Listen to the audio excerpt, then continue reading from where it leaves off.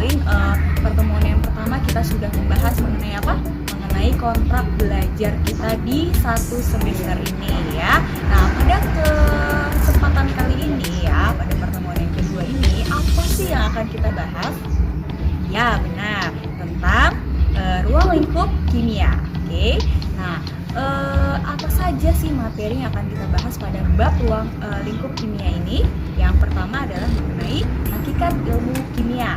Yang kedua ya mengenai apa? Ya betul, peran ilmu kimia dalam kehidupan. Kemudian yang ketiga tentang metode ilmiah.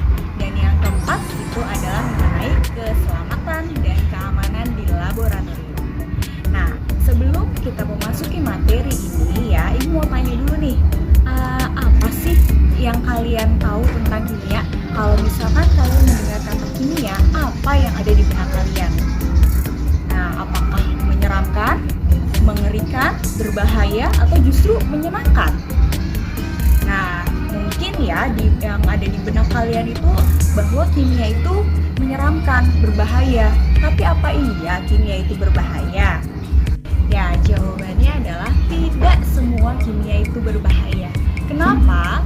Ya, karena semua ya materi yang ada di sekitar kita, apa yang kita gunakan dalam kehidupan kita itu semuanya adalah bahan kimia ya.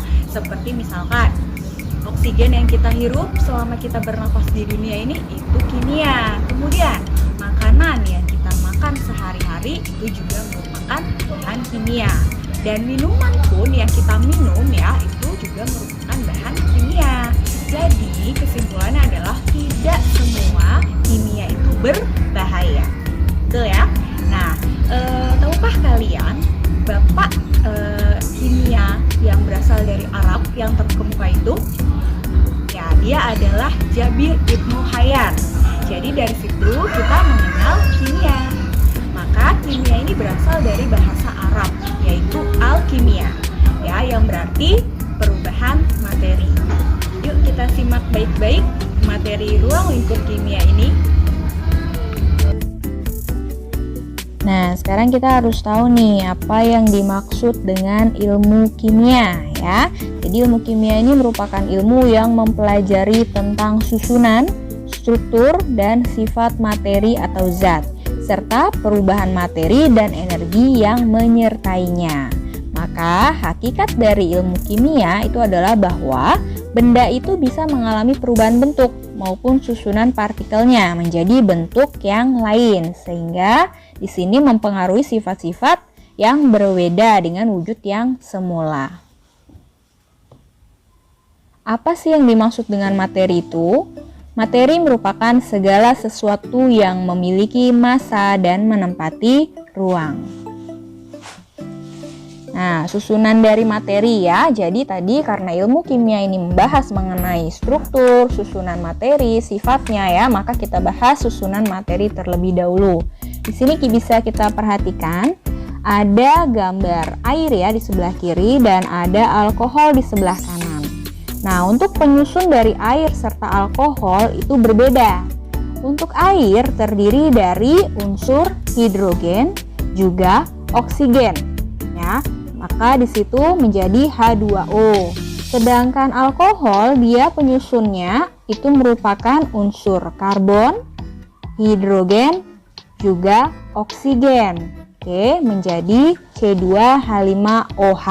Jadi di sini terdapat perbedaan susunan dari materinya ya. Maka memiliki sifat yang berbeda pula. Jika air bisa memadamkan api, untuk alkohol justru lebih bisa menghasilkan api. Selanjutnya struktur materi. Kalau kita perhatikan di sebelah kiri ada intan dan di sebelah kanan ada grafit. Mereka memiliki unsur penyusun yang sama, yaitu sama-sama dari karbon. Tapi kita bisa lihat struktur dari intan serta grafitnya di sini berbeda ya. Maka di situ juga memiliki sifat yang berbeda. Oke, kalau intan di sini lebih kuat ikatannya, sedangkan grafit lebih rapuh. Nah, di kimia juga kita membahas perubahan materi. Nah, perubahan materi ini terdiri dari perubahan fisika dan perubahan kimia. Kalian sudah belajar di SMP bahwa perubahan fisika ini tidak menghasilkan zat baru, sedangkan perubahan kimia ini menghasilkan zat baru. Nah, ilmu kimia ini tidak terlepas hubungannya dari ilmu-ilmu yang lainnya. Jadi, ilmu kimia ini memiliki peran di antara ilmu-ilmu lainnya. Seperti dalam nuklir ya, ilmu kimia ini berperan memberikan dasar pemahaman atom serta isotop. Kemudian dalam segi ilmu geologi, ilmu kimia ini diperlukan untuk menentukan jenis dan komposisi materi dalam batuan dan mineral. Sedangkan dalam teknik industri ini diperlukan untuk pembuatan serat sintesis seperti polyester untuk bahan kain dan juga untuk pewarnaan serat. Kemudian dalam hal pertanian pun di sini diperlukan untuk pembuatan pupuk dan pestisida ya. Kemudian dalam segi farmasi itu berperan dalam pembuatan obat-obatan. Dalam segi fisika dia untuk mempelajari sifat fisis, biologi untuk mempelajari materi dan interaksinya dalam sistem hidup, dan untuk kedokteran ya ini juga penting ya, seperti uji kesehatan, kemudian pembuatan alat cuci darah, pembuatan materi sintesis seperti pengganti tulang gigi dan sebagainya. Nah, selanjutnya kita akan membahas mengenai metode ilmiah. Apa saja sih langkah-langkah dari metode ilmiah itu? Jika kita ingin melakukan suatu penelitian, maka langkah-langkahnya adalah sebagai berikut. Yang pertama, kita harus merumuskan terlebih dahulu masalahnya. Ya, setelah itu kita kaji teorinya dengan mengobservasinya dari penelitian-penelitian sebelumnya. Kemudian kita buat hipotesis atau dugaan sementara ya. Selanjutnya kita lakukan percobaan atau eksperimennya. Selanjutnya mengumpulkan data dan menganalisis data hasil eksperimen tadi dan membuat kesimpulan akhirnya seperti apa. Untuk keselamatan dan keamanan di laboratorium ya, jadi kalian harus mengetahui nih sebelum masuk ke dalam lab itu apa saja yang harus kalian perhatikan. Mulai dari tata tertib di laboratorium, bahwa kalian harus mengenakan alat perang di situ ya, istilahnya. Jadi ada jas lab, ada kacamata ya untuk melindungi diri kalian, kemudian masker dan sarung tangan. Selanjutnya, kalian juga harus mengikuti perintah dari guru kalian. Dilarang membawa makanan atau minuman. Jadi ini bukan restoran ya, maka kalian dilarang membawa makanan ataupun minuman karena dikhawatirkan akan tercemar oleh zat-zat yang berada di laboratorium. Selanjutnya juga jangan berlarian di dalam lab karena dikhawatirkan akan menyenggol bahan-bahan yang berbahaya di situ. Nah, alat-alat di laboratorium itu sangat banyak ya. Jadi yang ditampilkan di sini itu hanya beberapa saja. Nanti kalian bisa cari lagi ya, apa saja sih alat-alat yang ada di laboratorium itu. Nah, di sini kita lihat ada gelas kimia ya, bentuknya seperti ini. Kemudian ada gelas ukur ya. Nah, ini untuk mengukur volume larutan yang akan kita gunakan. Nah, selanjutnya ini ada Erlenmeyer yang bentuknya seperti ini.